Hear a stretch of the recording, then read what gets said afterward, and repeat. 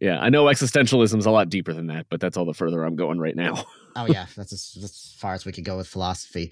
Um, Speaking of philosophy, AI.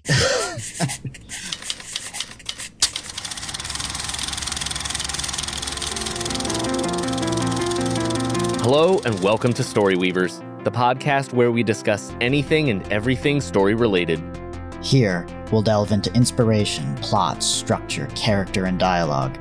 Be it in books, movies, music, comics, television, or anything else, we'll be covering it from conception to reception.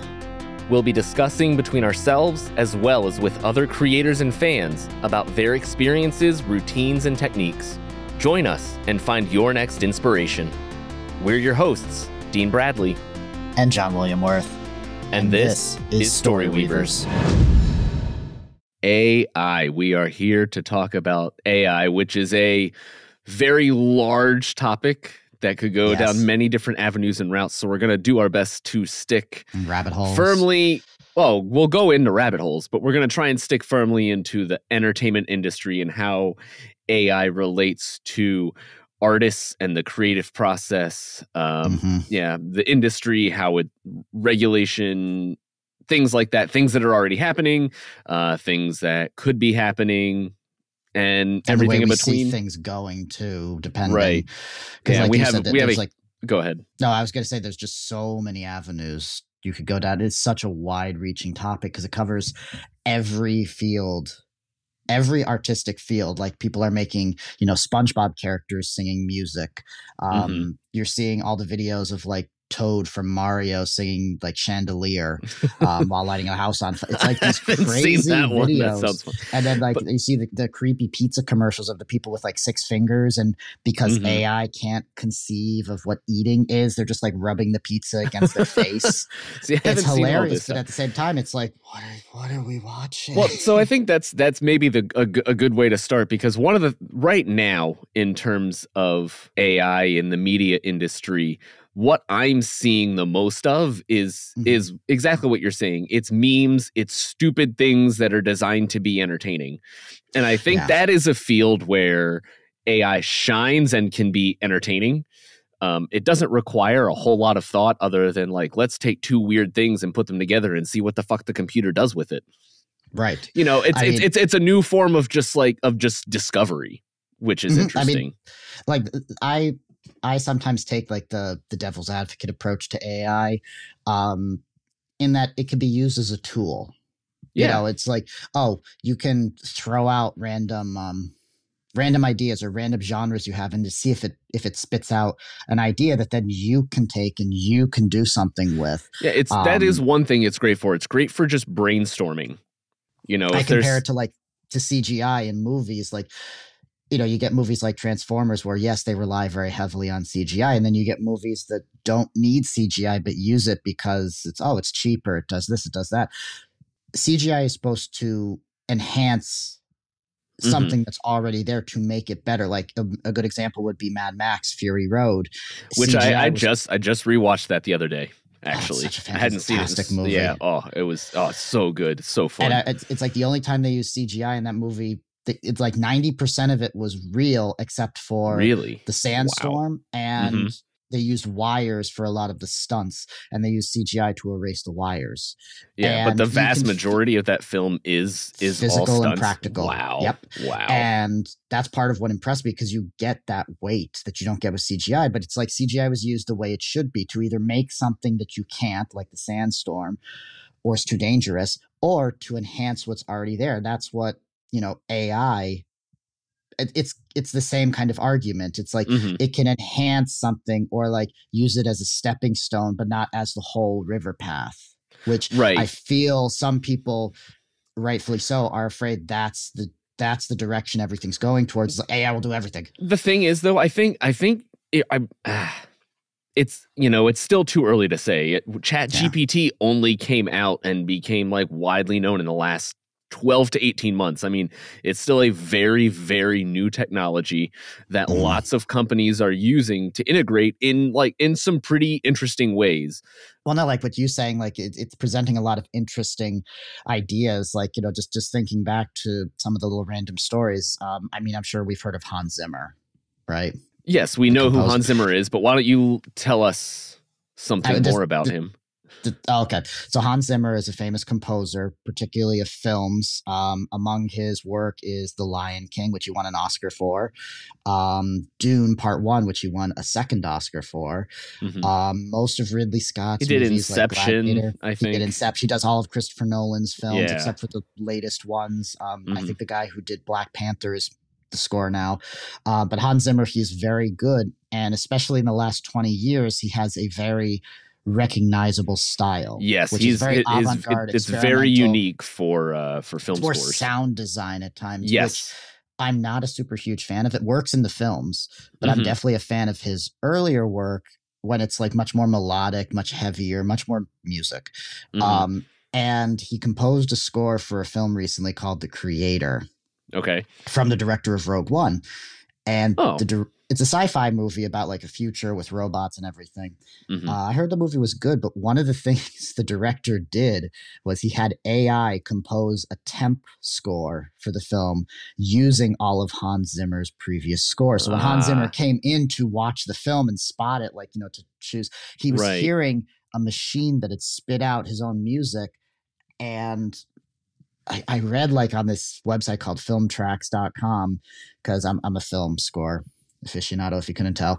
It's like Hans Zimmer was alarmed. That's what I was gonna say. What was his reaction to something like I that? don't think he was not happy, because it's like, yeah, it wasn't even like anger, like copyright anger or something. It was like anger in that a machine had created this thing and was able to like regurgitate. And I think it well, I was think probably also like, just the fact that someone thought like, oh, hey, there's this guy who's very well known and has won awards for his composing, but I don't want to pay him for it. So let's right. take all of his work and feed it through an algorithm. Well, that's not what the guy was doing. That's not what the director was doing. No, I'm not saying he was doing it. It was, I get it was show, just a temp, but even still. Oh yeah, it's like Hans Zimmer was like, he was, I think, probably disturbed by the fact that someone could do that. Like, oh, we don't want to pay him, but let's get someone who does it exactly like him, or like get a machine to do it exactly like him. Right. And in the end, he composed the score. It was really good, but it was more like his older work, like Beyond Rangoon, which is like one of my favorite film scores. Much more melodic, not as experimental, more music than sound design.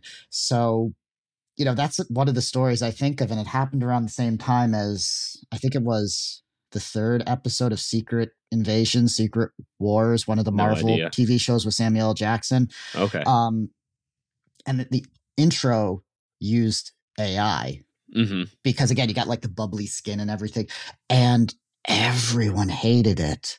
Yeah. Because it's like the studio said, like, well, the show's about privacy and, invasions and all this stuff. And I never saw the show. Marvel's lost me. Yeah, that's another episode. Yeah, it's for another time. But all their arguments, it's like people just kept saying, well, then why not just get a person to animate it? Why did you feel the need to go out and have a machine create this? Because it's more of like the idea of having it done than actually just having it done. I think part of it now too, though, so much is it's just like we're still very much in the experimental phase. It's kind of like, what can it do? And obviously part of the ramifications and the issues with that are, what are the rights of the people and artists whose ideas are being put into the program. The ethics side of it, but I don't know, it's interesting. It is still very early, it's still very experimental, and so I think things like that are going to happen whether we like it or not. Like AI is going to become a part of our life. I mean, there's it, and not just in entertainment. We're going to see it in security. We're going to see it in many, many different forms. So right now it feels like we're kind of in that experimental phase. What can it do? Let's test things out. I mean, which happens with all new technologies. And I think it helps to kind of look at it through that lens of it's a new emerging technology. And like any other big new emerging technology, there's going to be experimentation. There's going to be people who want to try and take control of it. There are people that will want to restrain it. And there are going to be people that are going to want to push it as far as it can go. And there's no telling which way it's going to go in the end, in the future. But at some point, it will get out of control, and that's when government regulation's going to come in. That's when big corporations are all going to get together and say, okay, like there need to be boundaries. But right now we're in kind of that gray area where there aren't really any boundaries yet, Right. because we're still No. kind of learning what's, everything that could happen. But I mean, for example, being a voice actor, when you're going through and looking at auditions and audition scripts, it's getting to a point where you kind of have to be careful about like what and who you're auditioning for, because sometimes you'll see audition scripts that almost just look like nonsense. They're real sentences, but they don't make any sense, and there's no context to what it's being used for. And there's an argument that a lot of that is there to take people's voices and inflections and use them to feed it into AI machine learning, so that instead of having to hire voice actors out, you can have a machine do it. And the more information you have, that it can do it with, the better it's going to get. And it's going to get to that point eventually. I don't think we're as close as people think we are. We are pretty close, but there are enough subtleties when people are speaking and thinking and trying to convey a message that you don't get quite as well with a computer voice. And I think there is still very much going to be a market for, quote, human art, which is a weird thing to say, and it's weird to think about the fact that we're living in that time already. Well, I mean, part of what you just said goes back to the maybe not moral, but also legal conundrum is, okay, like you're a voice actor and you perform all those nonsense sentences, and whether just to be clear, I don't. I don't take those auditions. Right, but this will lead me into another point too, because I'm long-winded. So essentially, part of like the moral dilemma is, okay, you've taught a machine how to speak like someone, or you've taken a picture of their physical likeness, like the extras in Marvel and Disney films, how they signed over on a contract. You can use my physical likeness for anonymous roles. Yeah, that's another thing we're gonna have to go down.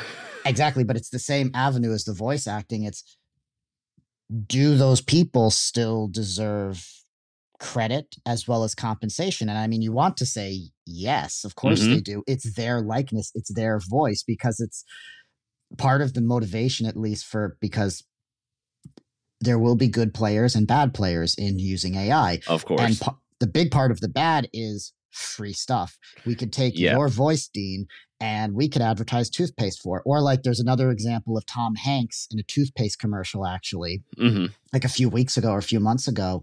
I don't think I heard about this. No, it was like someone who looked exactly like Tom Hanks talking about toothpaste or something. And he got on Twitter or Instagram or wherever he is, and he said, that's not me. Yeah. That's not me. And it's like they took it down because it's like, you can't just use people and not pay them or not give them credit. You can't just, huge lawsuits waiting to happen. Exactly. And that's also what's happening with George R.R. Martin and a bunch of writers, because that I did hear about. Their work, they're suing, I think, ChatGPT itself or the creators of it, because it's not like taking little words, it's taking like paragraphs and just plopping it in. Well, that's part of it too, is ChatGPT, and again, I'm not incredibly familiar with all the behind the scenes work and how ChatGPT and these other AI search engines are actually working. But for the vast majority of it that I know of, most of them are basically just taking internet searches and information that basically was already accessible to, say, Google. Right. But now people are able to go into it and they can copy and paste an entire chapter of something and go into it and say, now do this with it. Yeah, and it's like rearrange it, and it's like these are instances. It's like, just where's the line? And I don't know if there is a line. It's very gray area.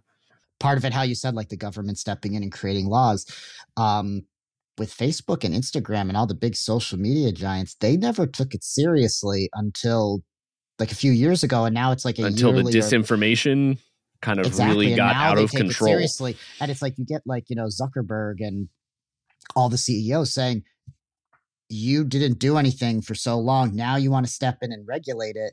it's not that easy. And it's like they're just giants. That's what I think is going to happen with AI. The government won't understand it or poo-poo it away because, oh, it's for the movies. It's for this. I It's don't for even that. think it's that though, It's because no the big thing deal, with and they're not going to do thing anything with for a AI very is long time. it's just the thing is it's not just AI in entertainment. You know, again, I want to try and stay with entertainment, but I was just reading a Times article yesterday, I think, that was talking about how facial recognition has already led to quite a number of false arrests because of false recognition, and specifically in this case it was targeting blacks, and it was falsely recognizing them, and people were being arrested without any other circumstance other than facial recognition software. Mm-hmm. And so that's the thing with AI. It's everywhere. It's going to be regulating our energy systems. It's everything. And I think what's going to end up happening is it's kind of going to go the way of Enron to some extent, just in kind of like the grand scheme of what happened. You have a company that takes control over Enron. It was energy, Chat GPT, whatever, it will be AI, but it kind of takes over. What they found out that Enron was doing before the company collapsed was they were basically gouging energy prices in California by forcing blackouts and then making people pay more money for them to come back up. And the only reason that was able to be stopped was because the government did come in and said, hey, you can't do that. They also found out the company was building all of these shell corporations and faking profits in the future because of laws that Clinton put into place. And I don't want to get into the whole thing, but basically they did all of this and they ran with it as far as they could because it was still technically legal, or if it wasn't legal, they were able to get away with it. But in the meantime, all of these people were basically, they were going without power. They were being price gouged. A lot of people in the downfall of Enron lost their 401ks that they had been building for 40 and 50 years working for the company. And I see something like that probably happening with AI at some point in the entertainment industry. And when it comes to actors' likenesses, and books or whatever it is, and something is, there's going to be a reckoning of some kind. There is. It's just when it will happen. And the one key difference I want to say, how you described Enron in this, which kind of goes also with the social media thing. Enron was a physical business. And the one thing we can understand about lawmakers and such, they understand that that's their bread and butter. Technology and AI, and I'm not making a comment necessarily on the age of our politicians or anything. It's something that for some of them is still very foreign, and they're still like they don't fully grasp it. But the thing is, it's still that way with everyone. I mean, I still feel that way. Oh well, yeah, but what I'm saying is like I do know what you're saying. That explains why they're slow to take it up, and even when they want to, they don't exactly know what they're saying. They don't exactly know what the problem is. And I feel like that's what would happen with AI. So I agree, it'll probably go the same way. But by then, a lot of damage will have already been done. Yeah. That's a lot of pain will have, like you said, a reckoning. A lot of pain will already have been inflicted. There will probably be thousands of people who have already been part of films, millions of books probably written. And for that chunk of time, possibly there will be no, compensation, no proper credit given. And that's a shame to me.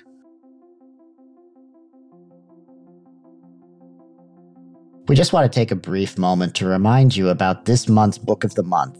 By Becky Chambers, it's A Psalm for the Wild-Built, a 2021 solar punk novella, the winner of the 2022 Hugo Award. It takes place on a world called Panga, after robot civilization and human civilization have separated peacefully, an interesting point to the book.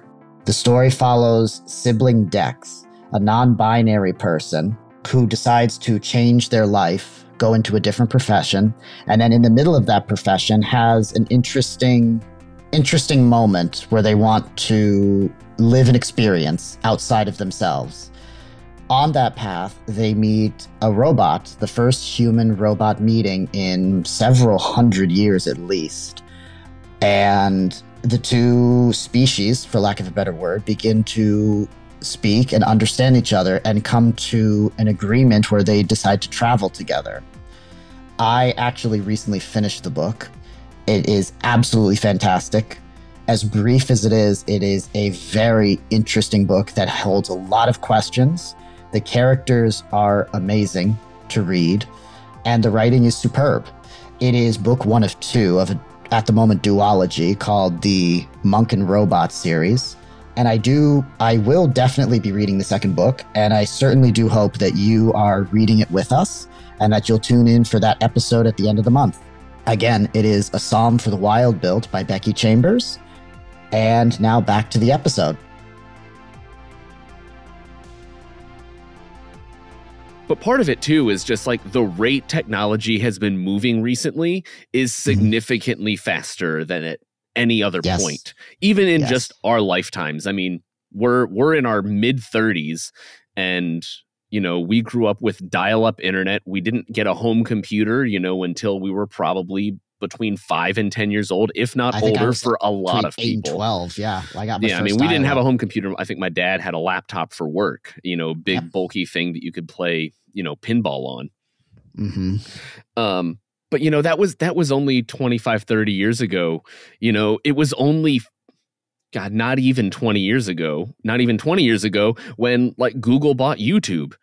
Social media has only been around for like, you know, if social media in the idea of Facebook and Instagram and Twitter, they've only been around for 15 years. And they've all of this stuff is so new, and it's completely revolutionized how we do things.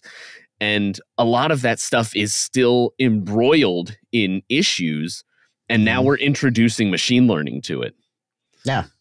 And so it's of course lawmakers can't keep up with it, because I feel like tech companies are barely able to keep up with it, let alone the consumers. Which also brings into the question the whole stereotypical, like, you know, the Terminator thing. You created this thing. Do you know what it's capable of? And do you want to let it off the leash before you know what it can and cannot do, or what it wants to do, especially in the case of AI? You know, you get like, who is it? Asimov's 3 Laws of Robotics. It's like, are we going to teach AI about that, or any robot or any entity that we create? Or is it just going to be go have fun? Because it's just one of those things. Yeah. But that said, on the flip side of things, I think there will be a lot of fun and interesting ways that AI will be used in the entertainment industry for good things, you know, and I think as creatives, that's kind of what we need to focus on. You know, we'll let the corporations and the government's going to do their thing regardless of what we do. I think as creatives, we kind of need to group together and band together to create communities that want either, you know, the continuation of human art, which I don't see ever going away. It may not be as large as it has been recently or for most of human civilization, but it's not going to go away. But I think there also will and is already a market for artificially created art. And I'm not saying it's going to sell, you know, the way, you know, paintings used to sell 500 years ago.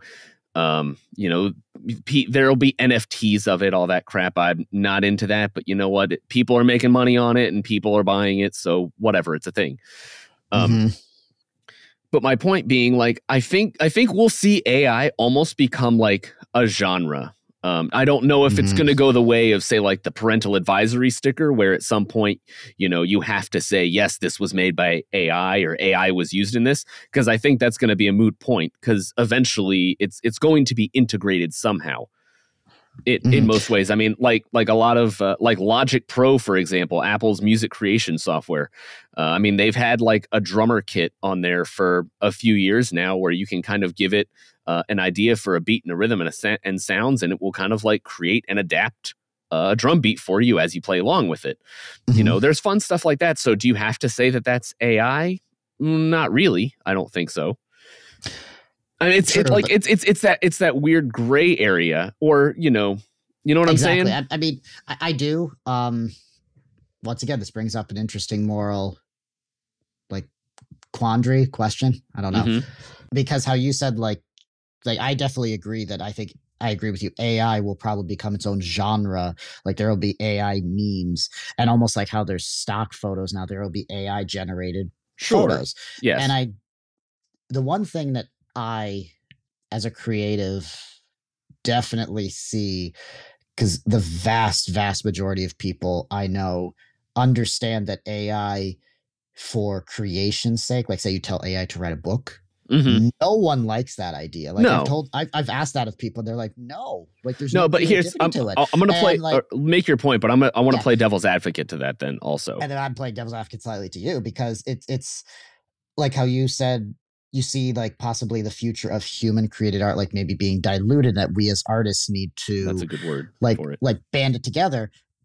From a filmmaker's perspective, you often need studios, even small or large, in order to create and produce your film. That yes, there's independent films and such, but you often need a distributor Right. or a production company. So at least in terms of that, you are going to come up against, you're going to at least rub cheeks with the Right. corporations who have vested interests in this. Right. And then at least someone like me as a writer, one of the things I would personally be offended with is, I wrote a book. I spent, Hmm. blood, sweat, and tears and all that hokey stuff working on it. And then what the publishing companies go for is AI generated fan fiction, Yeah. because they know it sells, because they know it's popular. And so I think that the desire for human produced art won't dilute at all. I think it might actually increase, or when you see it, there's going to be more of a desire to want to read it because a human made this. Oh yeah, You know, no, I agree with that. yeah. Definitely. Mhm. Definitely. I'm just saying like it's now going to have a new like lane that it's going to have to fit into with AI. But at the Right. same time, again, it kind of going on the genre tag thing a little bit, maybe it's eventually we are going to get to a point where people are going to go in and they're going to, write out have AI write out a plot line for a book and then, write out summaries and write out chapters and then they'll edit it themselves as they need to and they'll fix it up in their own words or languages and Mhm. put it out. How much, and yes, obviously AI was used, but how much of it is really AI generated if the creator is, using it throughout the process? It's Mhm. like saying going into Photoshop and taking a picture and changing the colors and cutting things out and doing all this stuff that was all computer generated. True. Yes, it was a human that made those decisions, but now, AI is making these decisions and a human is deciding which ones I like, which ones I don't, moving things around, changing it into their own words. Mhm. And I think there will be a market for things like that. Same thing with music. They're going, there's AI music creation out there, and yes, there will be a lot of it that is garbage that people aren't going to want to listen to, but A lot like there in is the now same with way just that when, normal art. when the electric guitar was invented or when synthesizers came out, everyone grabbed onto them and was using them, and there was a lot of it that either wasn't very good or was very niche, but there Mhm. were those artists that kind of rose above and were able to do something unique that people really, really enjoyed. And I see something like that happening with AI generated art. I'm not Yeah. saying just AI generated, but because anyone can go into Chat GPT and say, create me a picture of a beautiful city skyline, Right. whatever it is. But depending on the factors and parameters you put in, and people who learn how to use the software at a deeper level to get Mhm. the results they want, there is still creativity in that. It's just a form of creativity that we're not comfortable with yet. Like something like a programmer would probably look at and say, okay, I can Right. see what they were doing. Something more intricate. At least what I want to say to like say how you mentioned like someone outlining a book and then outlining chapters, and then the one human stage was that they edited Hmm. the book. In that case, you rub up against like the person could just lie and say, yes, I wrote this book, Oh, sure, and there's yeah. really no proof and everything, because that's what you're going to get. You're going to get Oh, yeah. people I who mean, and that's create, where like, we get into the ethics and legal gray areas. exactly what we already spoke about, which is something where unfortunately lawmakers and politicians have to come up with.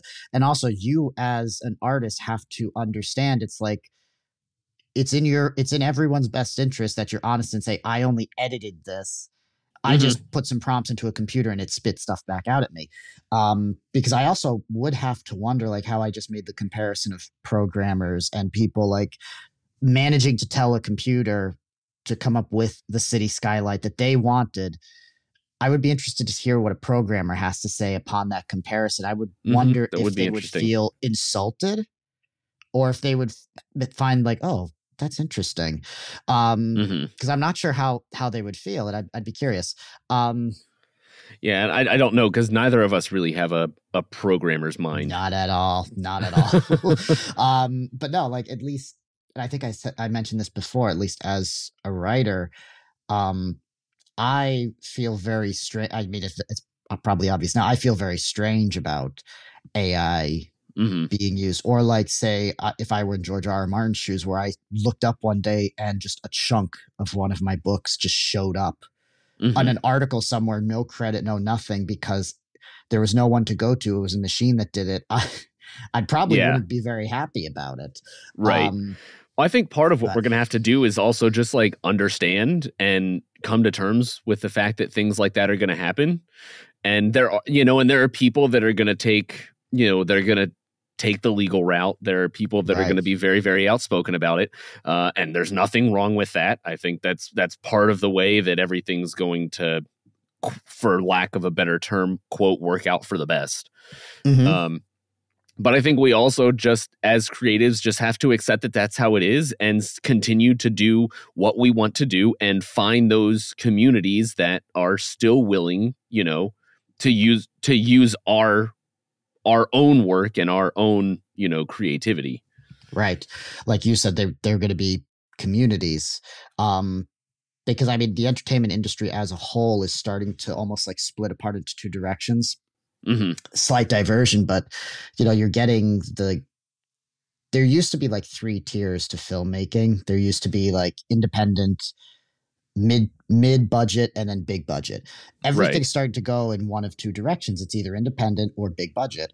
Yeah. Um, and you're seeing everyone starting to gravitate more towards the independent side, and you're even Hmm. seeing it like in literature. And also I'm not a music person, but music distribution too, you're starting to see a lot more independent artists.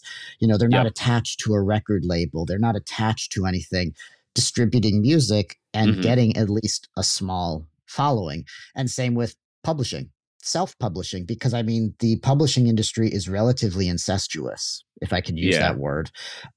They like to churn out, James Patterson, Stephen King. I just used two polar opposite authors, and I apologize to Stephen King in advance, if he ever listens to this.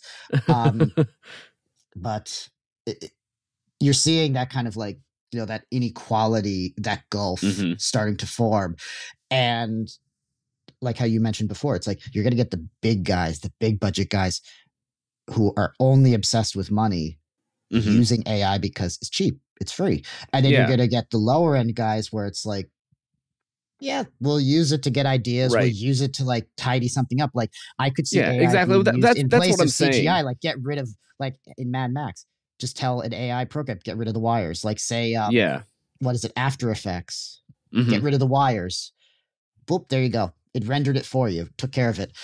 I could see it for like, needless to say, dumb tasks like that. Um, Yeah, but I think it can go further and still be okay. And I think the point that I'm just trying to make is like it's going to happen. And maybe it's mhm. just because I've been reading all of these Yeah, existential my, novels and literature right now. But it's just like it's going to happen, and we kind of just have to accept it and just do what you want to do. If you want right. to go ahead and use AI to do these things, like go ahead. No, I don't think you should be taking other people's work and art and original ideas and funneling them into it and claiming it as your Right. own. No, I think that's wrong, but like it's going to happen.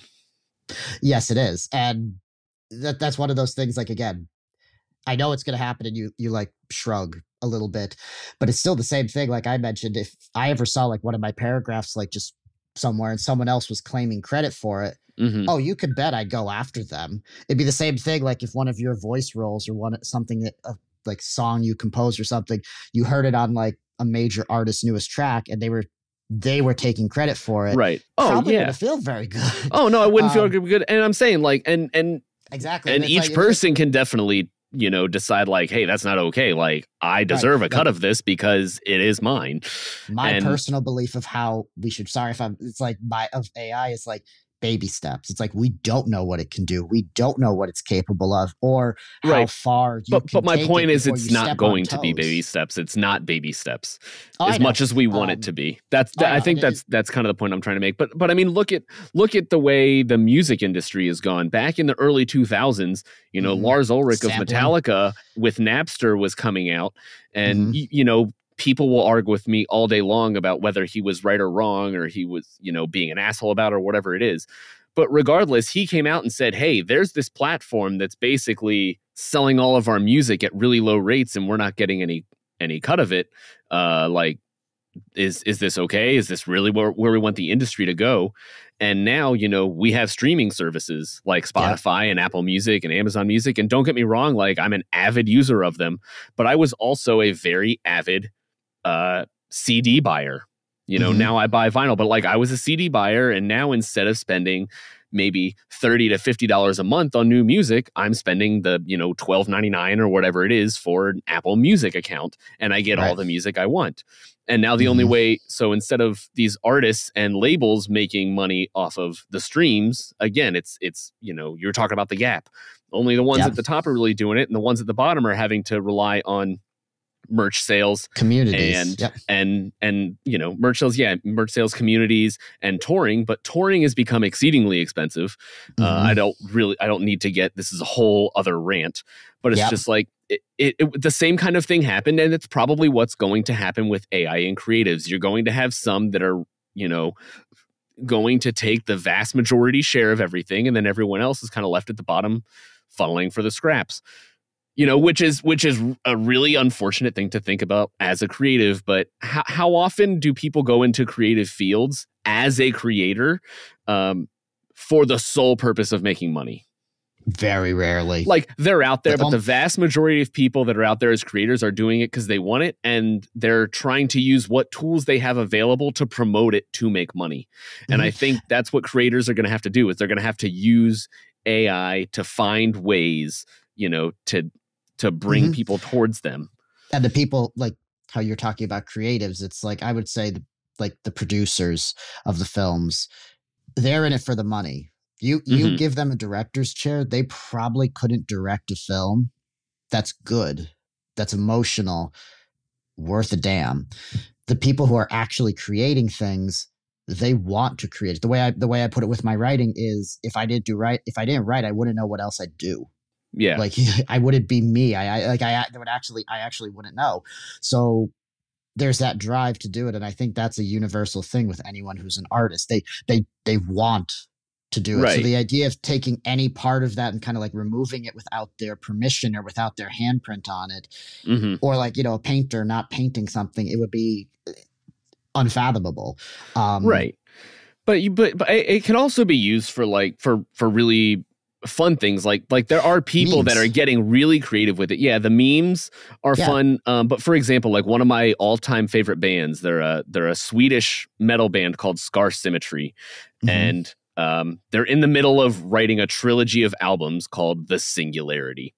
The first one was basically about an artificial intelligence taking over the planet and the human race, and then in the second part, which came out earlier this year, there's like an alien race that comes in, and the AI rises up to fight them off.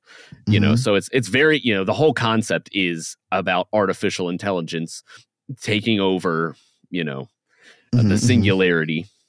Yeah. And but to promote the album, they decided like let's use this new technology and this new artificial intelligence, which is exactly what our album's lyrics are about, and Hmm. let's have fun with it. So what they did was they posted a song title for a single, which was Chrono Nautilus. And they had fans go use AI to generate images for the single cover. And obviously, some people probably just put in Chrono Nautilus, but a lot of people got creative in trying to put in different things to get out a picture of what it could be. And the vast majority of these people are not artists or not drawers and would never have been able to do that on their own. And they found one, and Scar Symmetry used it for the single cover.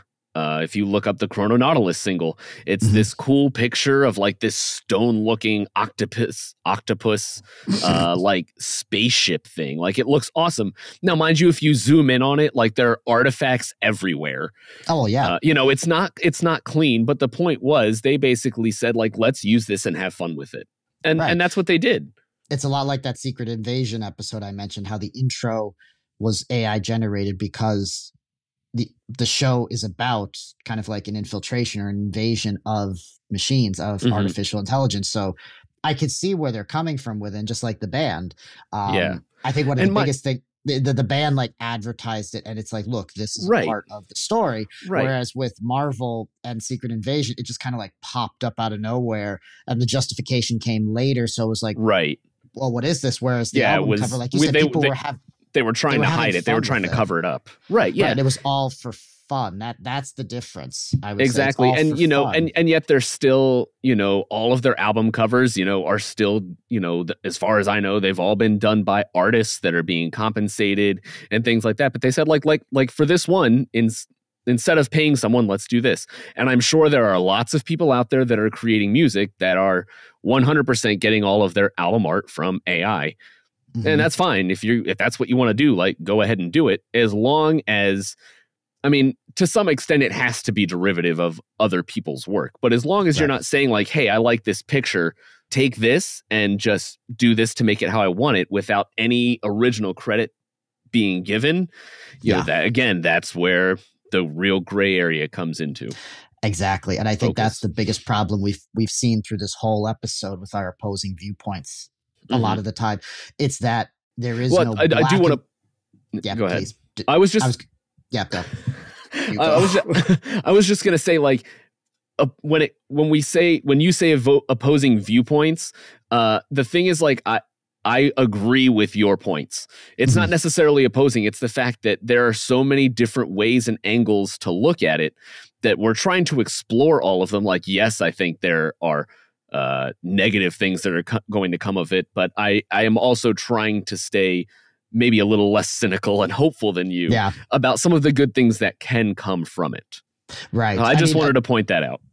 Like, even I admitted, it's like, some things AI could be fun. Like when it's a contest, or when you're creating a meme, or you're doing something, particularly when it's not for profit, like it's just for fun. It's that, go for it. It's when you start to fall, again, like CGI, I keep going back, that when you start to fall back on it. Yes, when you start using it as a crutch. All the way. Exactly. Yes. And what I was going to say, part of, like how you said, it's that giant gray area. That's what makes AI such not touchy, but just such a vast and opposable subject, because it's not black and white. It's not a yes or no. There's always the but. At the end of every sentence, like, oh, a computer made this, but I don't think we've gotten through an entire sentence or topic without one of us going, but. Exactly. And it's that's why. But part of that's just it's so new, and there's so many people. I didn't even catch that. I did, but there's so many people, like you were saying, like, using it and like. Exactly. What we wanted to look at in this episode was just like, what is happening in the entertainment industry? What are ways that AI is being used in both positive and negative ways? And what can we do to try and, there's no way we're going to keep society on track by ourselves. That's not going to happen. No one's ever been able to do that. But try and like take your own personal path and learn where the pitfalls could be, maybe how to use it best, how to avoid legal ramifications when they do become apparent, because it's something that is being talked about in a lot of places across a lot of different by smarter, more well-versed people than either of us will, or any of us will ever be. Right. And that's one of the big things. Like I'll probably conclude with is there are the people who don't have the best interests of others in mind harnessing it. It's Right. the people who do, like you said, the creatives and the people in the creative communities, film, writing, music, comics, whatever. They're the ones who are really going to dictate the direction or We hope. yeah, we hope the depth that AI has in every market and in every industry, because Right. we're the ones who produce it. We're the ones who do everything. And we're also the ones who can choose, like, do we want to partake of it? Do we want to listen to something that was completely synthesized by a machine? Mm-hmm. Or do we want to go for something more organic? We're the ones who decide that in the Right, end. exactly. And you can want both. Yeah. Maybe it's a hot take, but I'm looking forward to seeing, say, an animated film, an animated 90-minute feature film that was created by AI. Mm-hmm. It may not look weird, it may not sound great, but to have a full-length 90-minute feature film done by AI, like, I would see it for the novelty of it. Like, I'm curious where Mm-hmm. the technology is.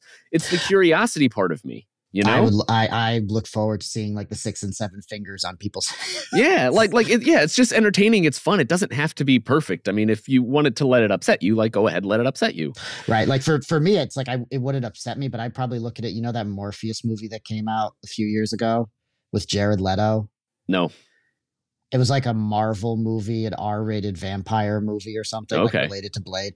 It was horrible. Okay, that was And my next question. people hated it. Uh-huh. And it became a joke Yeah. online, like that it was so bad that it was hilarious. Mhm. Sony completely misinterpreted the messaging and re-released Morpheus in theaters. And it made like no money Yeah. on its second viewing. And people kind of told Sony it was a joke. We It was a hated joke. it was so bad. And I feel But like it was so bad that like it was entertaining for us, but we didn't want you to redo it. This isn't Sonic. Exactly. And they didn't even redo it. They just re-released it because they thought the hype was like, oh my God, it's such a great, they love it because it's campy. It's like, nah, it's not campy. It's just bad.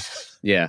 Well, I'm curious to see what you think of this, because this is something that I actually do have kind of a firm opinion on.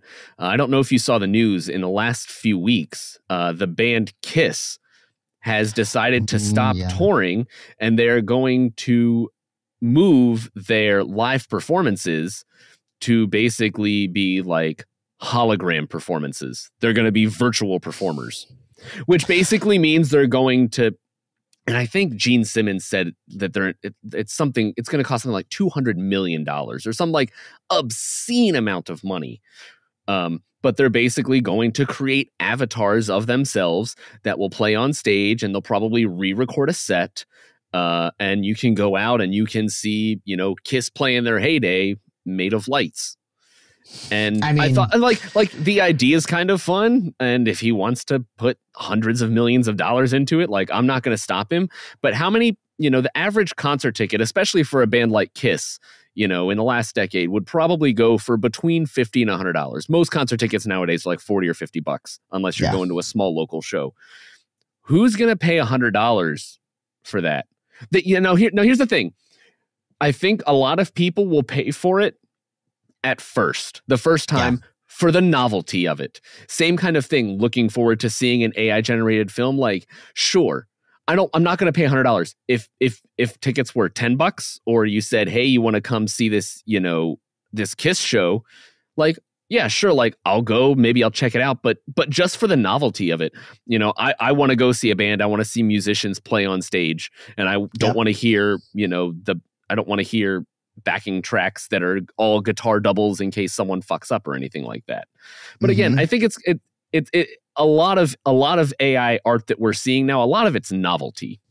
Yeah, no, I agree. And I think a lot of it's going to be novelty, because this has happened before, and it is always going to happen in the entertainment industry. Again, I think of movies. Look at Harry Potter, the young adult fantasy, and dystopian future. How many, like Hunger Games, how many imitators came out in the years and decades following? Gosh. And what happened? It diluted everything. The novelty wore off. Yeah. Same with, what is it? Now you're seeing Barbie. Barbie came out. Mattel authorized, I think, like 14 or 20 adaptations of all of their They're like Holy toy shit. lines. I hadn't And heard I that. know like Damn. there's a Polly Pocket movie written by Lena Dunham. At a thumbs up thing just showed up on my screen. Yeah, I know. That happened in one of the last episodes. You did a thumbs up and it did that. Speaking of AI, I know where you're going, but we also, spoiler alert, we're going to have an episode on the marvelization of the industry, and Barbie fits big into that. Oh yes. Oh yes. But with that thumbs up, so for those of you who are listening who can't see us, we use riverside.fm to record all of our episodes.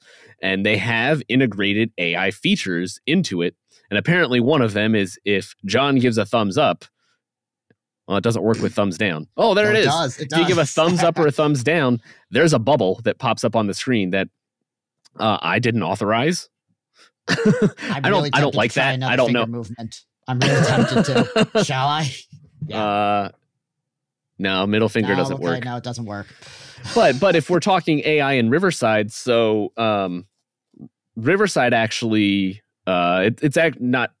They're not paying me to promote this, but they have it's a cool podcasting platform where John and I can see each other and chat, and it records everything locally and then uploads it to their cloud where we can download it. But the other cool thing it does is they do have the option for AI generated episodes, which I don't do. I take the raw video and the raw audio and produce everything in Premiere Pro myself, all the audio editing, cutting, everything. The one AI feature within that I do use that is not very successful, I will say, they do have an option to create shorts from your clip, and it basically AI, it transcribes the entire video and then takes what it thinks are interesting clips. And sometimes the interesting clip is the same 3 clips over and over again with a different title.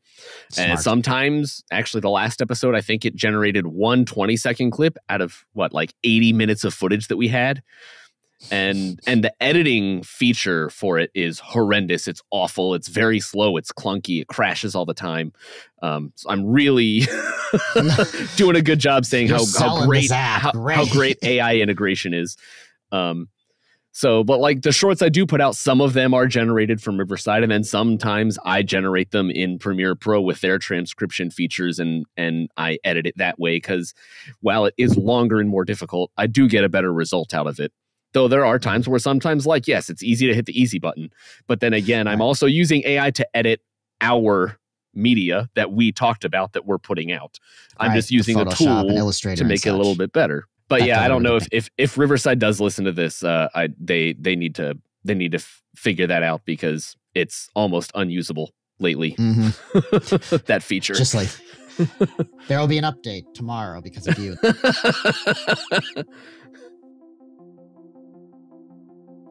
We'd like to take a brief moment to thank you for listening to Story Weavers.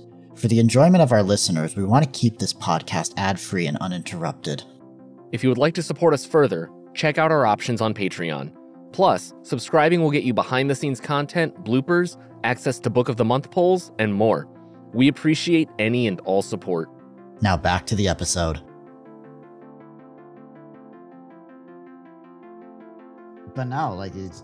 As you said, the point I was trying to get across, it's very clear, everything, the novelty of it will slowly wear off. And for all we know, that'll be the direction every industry goes. And the novelty, oh my God, AI, and then it will slowly just die down because people realize that, I mean, and you're going to be more familiar with this than I am because it was not something that I really ever paid attention to when it came out. But when CGI started becoming a thing, I mean, everyone remembers when the Star Wars films got remastered with CGI and people hated it.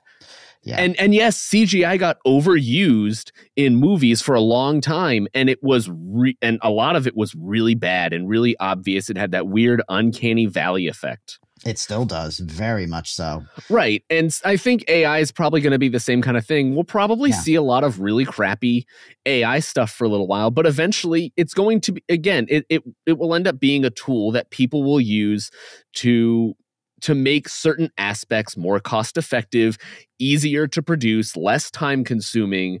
The gray area gets to be where's the source material that you're using it for? If it's AI generated coding for editing something, that's different than taking someone's book or someone's film or someone's digital art and, you know, mixing it in the blender and saying, now it's mine. Right. See that there, that's, you hit the nail on the head. Like, give it, you know, because this was roughly the timeline of CGI, because the first CGI character was, I think, 1985's Young Sherlock Holmes. It was a stained that glass. long ago. Yeah, well, no, the first CGI image, I think, was the Andromeda strain. I think it was. Oh, yeah? For computer images, I think it was either that or the original. I never saw that Westworld film, but I read the movie. book. Oh, they're both great. Yeah, I loved the book. Michael Crichton, right? Yep. And he also made the original version of Westworld in like the early 70s. And then also used CGI for the robot's vision. It like blurred everything. Yeah. So, you know, 20 or 30 years for CGI to just overwhelm the industry. And you still see it. I mean, I've heard about The Flash and how it just overused CGI to the point of vomit. Because just no one wants that. Like, so possibly, you know, 20, 30 years for AI to like bubble through the industry, maybe rip it apart like CGI did to an extent, you know, completely change the face of it. And then it will calm down. People will adapt to it. But there will always be that market for human-made art. 100%. And if anything, AI might make it more valuable. Because you're going to see like this it's just like with Mad Max, you know, it's like everything CGI, everything was done practically. Right. Very different reaction. And sometimes just that knowledge, you know, will make someone decide whether they want to or do not want to read it. So I'm going to use that C word that I like to use in every episode. I'm probably thinking of the wrong C word. I was thinking of the wrong C word, but context. Yes. The context of how something was produced or why it was made that way. Was AI used? Sure, but how? Why? What are the reasons? People are going to be asking those questions when you start putting out media and art now. People are going to want to know, how was CGI, or not CGI, how was AI used in this? Right. And some people may not answer, some people may lie, people be honest, but it's just going back to basic human ethics. You get to decide, you know, what media you want to take in. You decide what you want to pay for. Dean said way back at the beginning that there's a lot to discuss with AI. It's a giant gray area gulf of just questions with, at the moment, almost no answers. And, you know, only the future will provide those answers. Yeah. Basically. And we can either tread carefully and do what we feel is moral and right, which is also questionable to individuals. And that's what we would hope people do, basically. Yeah.